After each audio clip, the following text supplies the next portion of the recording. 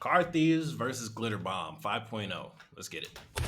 This guy is stealing my package from a car, and this guy took my package off a porch. But what they don't realize is this is the final glitter bomb. Glitter bomb 5.0.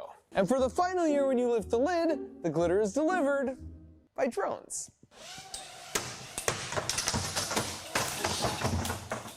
5 years ago, when these two stole a $6 package from my porch, little did they know that singular act, on an otherwise unremarkable lovely spring morning, would set in motion a series of events that would unleash buckets of glitter in the homes of would-be porch pirates nationwide, and eventually lead to the takedown of a $60 million international crime ring. So today, not only will I show you what happens when you combine autonomous drones and glitter, and then what happens when you get into a chess match with a bunch of car thieves, but I'll end the whole series with an update on what happened to those massive scam call centers we infiltrated and exposed in India. Now, if you're new here, the 10-second recap is that after that package was stolen from my house, the police wouldn't do anything about it, even when presented with the evidence. So at that point, I knew that to avenge the theft, I was gonna have to— But why not? Is it due to, like, they just don't care, or, oh, it wasn't worth their time? Like, why wouldn't the police be involved? Like, come on, man, you have their faces. Like, lazy. to use my engineering skills to go full Home Alone.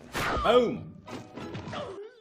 And seeing how this is the final glitter bomb video, I think it's worth a brief recap of how the box design has naturally evolved over the years. Out of the gate in year one, it was a simple concept where when you took the lid off the bait package, this cup would spin, unleashing a pound of the world's finest glitter. And then hidden inside to record all the action, we had 4 phones, plus a canister of fart spray in an effort to encourage the thief to get rid of the box so we could go and retrieve it. And that went pretty well, so we spent the entire next year working on version 2.0, where we doubled the amount of fart spray and drastically improved the formula, which ended up nearly killing Macaulay Culkin.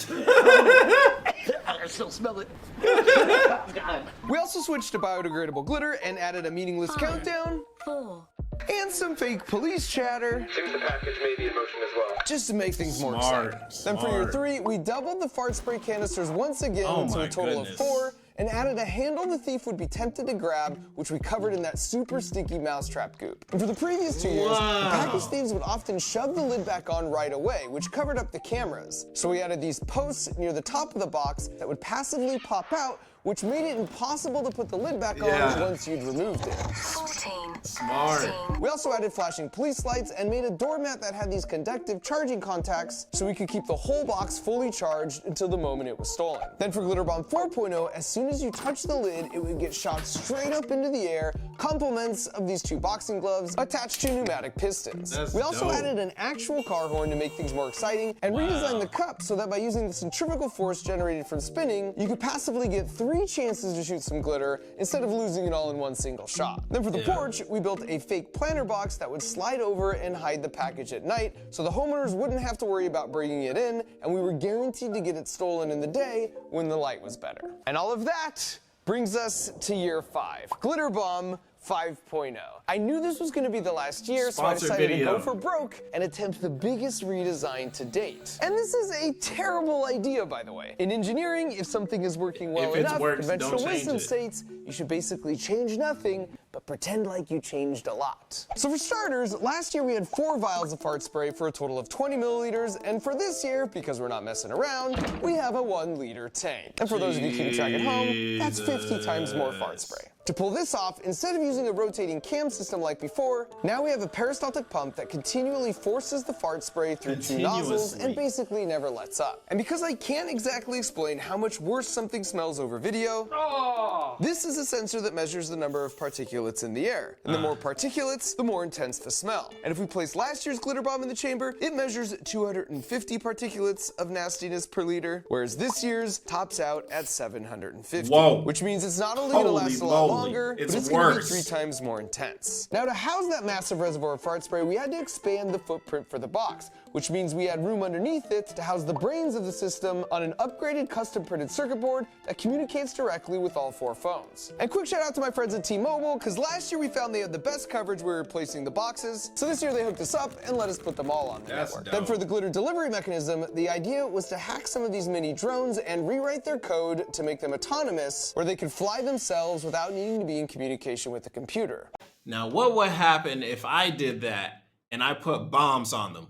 I'm just saying. I'm just saying. So the idea for this year is a thief would bring the bait package back to their house, then remove the lid, which would lower these two doors, allowing the drones to wake up. Yo, that's and take off. crazy. And so instead of a single concentrated area of glitter from a spinning cup like before, the drones would just meander all around the house, leaving millions of tiny shimmering reminders not to take stuff that isn't yours. And as part of our code rewrite, if the proximity sensors register someone Smack. approaching, they'll just casually fly themselves to a different part of the room. And all of that perfectly sets up the checkmate. Annoying because as while they're hell. fully distracted dealing with the drones, the box starts to drastically change the room's air quality at a rate of 1 liter per minute. This design was ambitious and arguably had a much higher risk of failure in the field, but then we took it one 100%. step further by designing a sister box that could be used for a car break-in. Since I live near San Francisco, which is the smash and grab capital of the world, 2 years Real? ago we went right into the lion's den, which placed the box in a somewhat alarming predicament.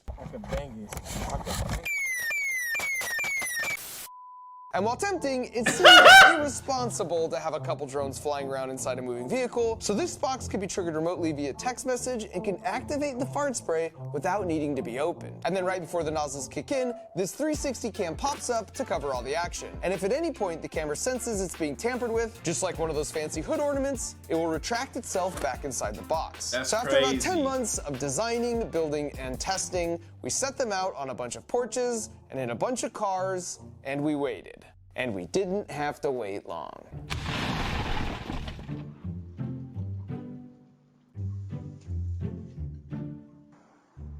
People really out here stealing. Like, I don't get it. As a person that never steals anything, why would you take something that's not yours, and not only that, be brave enough to do it in someone's front door? Like, everybody has a camera nowadays. Everybody has a Ring camera. And you just walk up, oh, got my mask on, got my hoodie on. Like, I don't get it. Brand new in the box, bro. Like, you're risking some jail time for something you think is probably going to be like a $500 phone or something like that. People stupid. Huh. Check it out. I guess I might now, homie. Yeah, homie. Nice, homie. Shit, nice, homie. Wait. So he went out and he stole something he thought was an Oculus. Probably doesn't even know how to use it. He probably just gonna resell it. Yeah, that's it. I pulled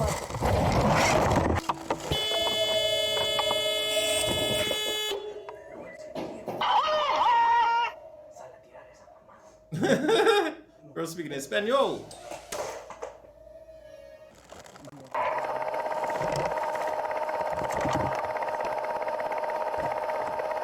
Fifteen, 14, 13, 3, 2, 1.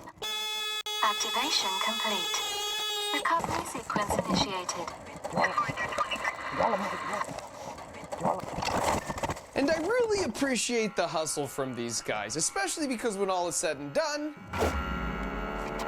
they just Obi. decide to make this their neighbor's problem. Wow. When we retrieved this next box, as you can see, Holy it was crap. completely destroyed and the phones were gone. But thanks to those blazing T-Mobile Wait, they network took the speeds, we were phones? able to recover the following footage from the cloud. But our neighbor here, put it down a little. Our neighbor here, the other camera. Actually, I'd love to give it to you for Christmas. I'm just kidding. Yeah.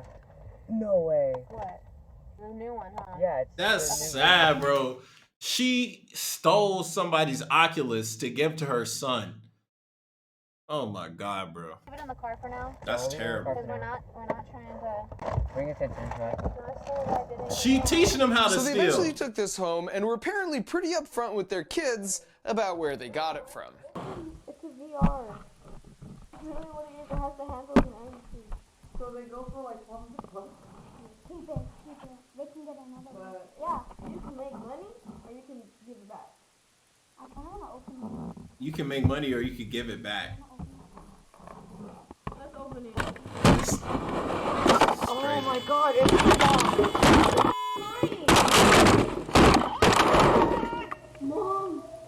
Mom, I think it is a bomb. Mom! Mom, it's a bomb! Mom, you're gonna get us blown up! And in addition to porches, just like in years past, we placed some boxes by group mailboxes, so that way we could track the number of Good Samaritans that will call the number on the box from year to year. It's for me. And for you. Yay! Yeah.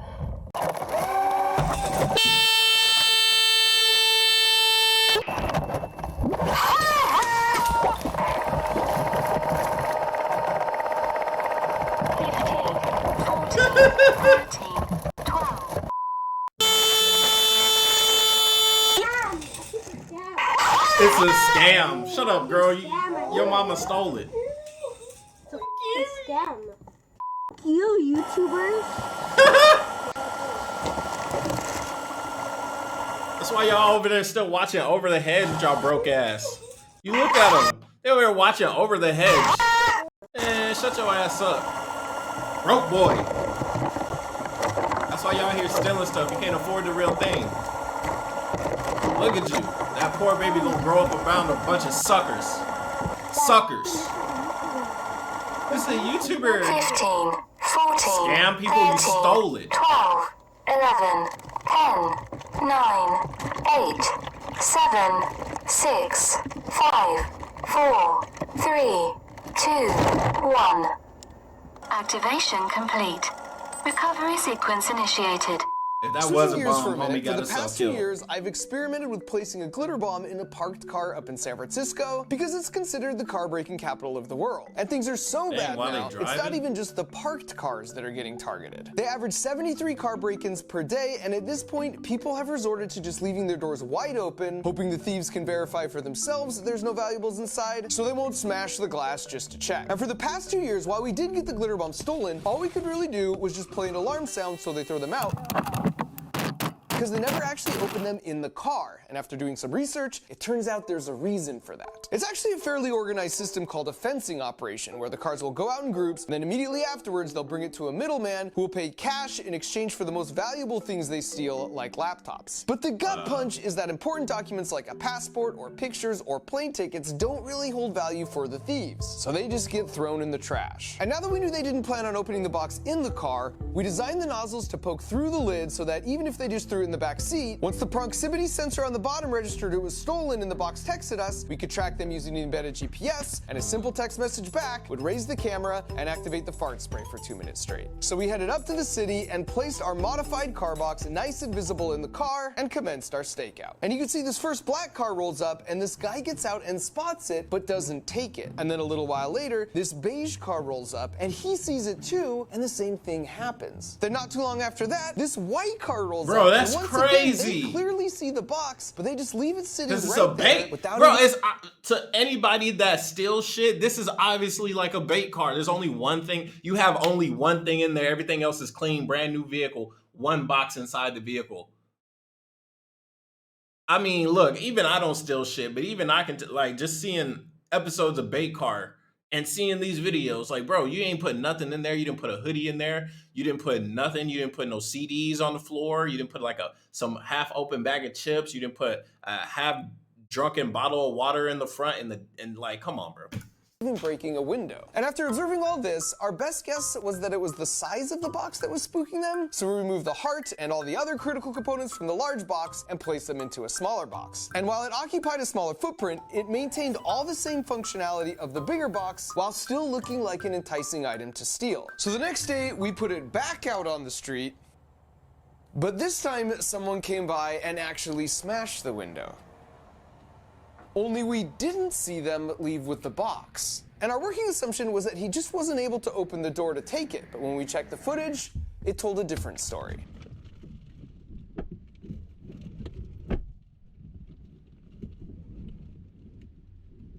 Not only did he once again intentionally not steal a smaller box, but the real reason for breaking the small window was to pull the back seat down and check the trunk. Which means if you take nothing else away from this video, you should know putting your luggage in the trunk is not a solution to keep it from getting stolen. The reason they break these little windows so often, but it seems like nothing is missing, is because they're pulling down the seat to quickly check what's hidden from view in the trunk. And at this point, it was pretty disappointing, but we realized they'd adapted. Word must have gotten out from stealing our glitter bombs in previous years that a juicy looking box like this sitting out in plain sight is nothing but trouble. And as an engineer, I never claimed to have all the answers, but I know the process to get all the answers. And that's trying and failing and tweaking over and over again. So while we did have a couple useless car boxes and a busted window, we also knew their MO, which meant we now had a plan. And that plan was to shrink the box down even further to fit it in a backpack. That did mean we had to make some compromises, like losing the camera and reducing the fart spray reservoir down to this improvised pouch. But to make sure that it was still adequate, we sprayed it on this chair, and not only did it still last for 2 minutes, but we left that chair outside to air out and confirmed a few days later it was still in real bad shape.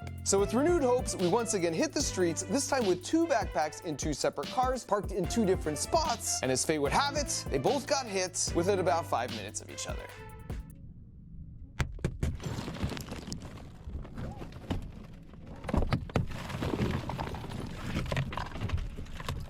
Once again, you can see their check in the trunk. Homie jumped into the car. Bro, who's snoring, bro? Who in the background snoring, bro? You supposed to be on a stakeout, bro. Sleep. Listen. Bro is sleeping on the stakeout. That's crazy. And there's 2 interesting things to point out here. Number 1, if you look at the jacket on this guy and compare it to the jacket from the previous break-in, you can see it's the same guy, suggesting they probably work the same routes, which means they probably recognize regularly parked cars versus a new visiting car. So I felt especially honored that a trained professional like this fell for our backpack, even if it was possibly in a desperate attempt just to find a belt. And number 2, you can see just how quickly it all happens, even breaking the glass. The thing with tempered glass is it's really hard to break, until it isn't. And while this guy looks like Iron Man here, just casually pushing his hand through, what you don't see on his palm embedded in the glove is a sharp ceramic chunk or a spike of hardened steel, sort of like this. And as you can see here, if you have the right tool to concentrate the force on a really small point, it safely crumbles to nothing almost instantly. But more importantly than all that, now we had both boxes registering they'd been stolen, while we tracked them both on their embedded GPS, watching as they made their way around, stopping periodically to hit more cars. I'm not seeing that third side. I thought that was gonna be the one, okay. And after they each drove around for about 10 minutes, we sent a command to commence Operation Air Freshener.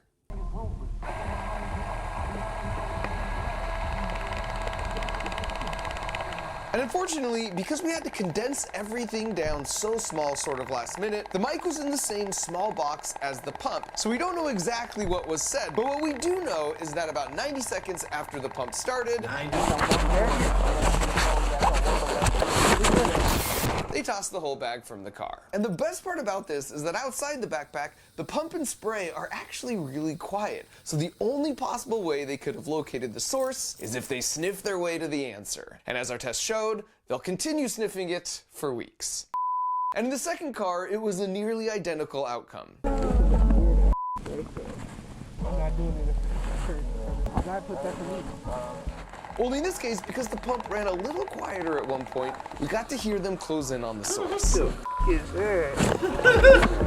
on, what is that? And about 20 seconds later, their backpack met the exact same fate as the first.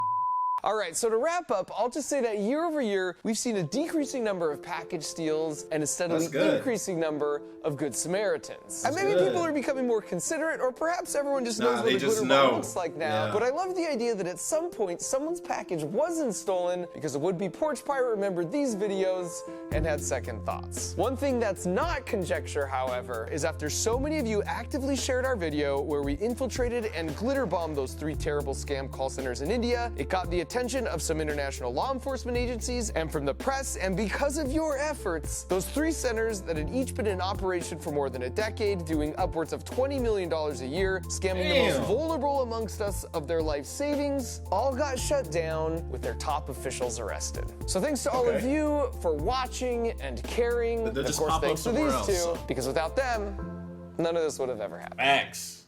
Facts. Imagine that. Oh, engineer is the best because you can make whatever you can dream up. But what's the first step? Skillshare. How do you get started down that path? Skillshare. Well, I'll tell you exactly how. It's called the Crunch Labs Build Box, and it gets delivered right to your doorstep every month. No, I'm sorry, I'm not interested. Not interested, but that was a great video. Of course, hit the like button on that one, and so you hit the like button on this one. It's your boy Miss. Comment, rate, subscribe, and don't steal stuff that don't belong to you. Period. Bye.